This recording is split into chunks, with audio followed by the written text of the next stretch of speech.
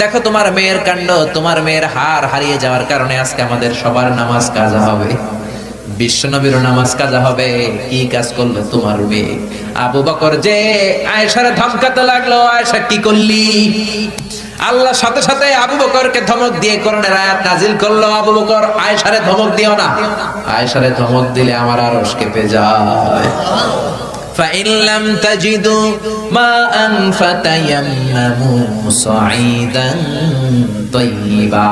আয়েশার সম্মানে আল্লাহ আয়াত নাজিল করলেন, فإن لم تجدوا ماء, এখন থেকে সফরে কোথাও যদি ওযুর জন্য তোমরা পানি না পাও, মাটি দিয়ে তায়াম্মুম করে নামাজ পড়বা, কবুল করে নিবে কে?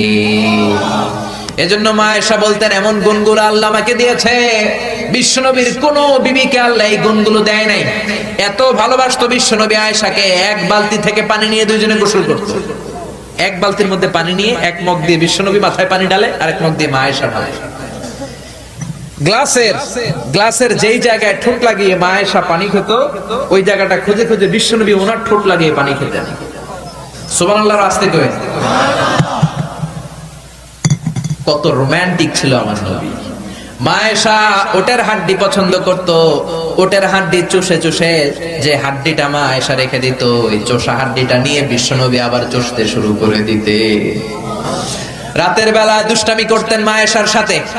মা আয়েশাকে ছোট্ট বয়সে বিয়ে করেছেন, 9 বছর বয়স। মা আয়েশা তখনও পুতুল খেলা ছাড়তে পারে নাই। বিশ্বনবী নিজে পুতুল কিনে দিতেন, বলতেন আয়েশা খেলো। আয়েশার বান্ধবীরা যখন ঘরে আসতো, বুখারীর বর্ণনা, বিশ্বনবী আয়েশার বান্ধবীদের জন্য ঘরটা ছেড়ে দিতেন, চলে যেতেন বাইরে। আয়েশা তার বান্ধবীদেরকে নিয়ে খেলাধুলা শেষ করলে আবার বিশ্বনবী ঢুকতো। চিল্লায় এখন সুবহানাল্লাহ। মা আয়েশা তীর খেলা দেখতে পছন্দ করতো। বিশ্বনবী, বুখারীর বর্ণনা, মা আয়েশাকে কাঁধে তুলে এক পর্দার এক পাশ দিয়ে ফাঁক করে বলো, আয়েশা যতক্ষণ মনে চায় তীরের খেলা দেখো। দীর্ঘক্ষণ দেখার পরে মা আয়েশার কাঁধে উঠতে পারে না। বিশ্বনবী বললেন, ও আয়েশা, মন ভরে তীর খেলা দেখা হয়েছে নাকি?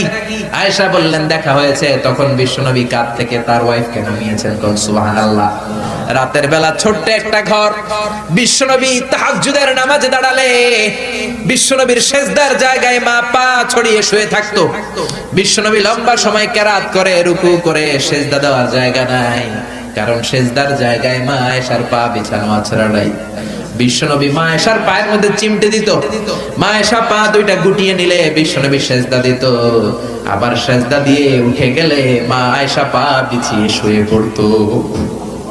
সুবহানাল্লাহ পড়বেন না? কি সুন্দর ছিল ওনাদের সংসার, কি ভালোবাসা ছিল। স্বামী স্ত্রীর পারস্পরিক সম্পর্ক তো আমরা বিশ্বনবীর জীবনী থেকে শিখবো, সাহাবাদের জীবনী থেকে শিখবো, ঠিক কি না?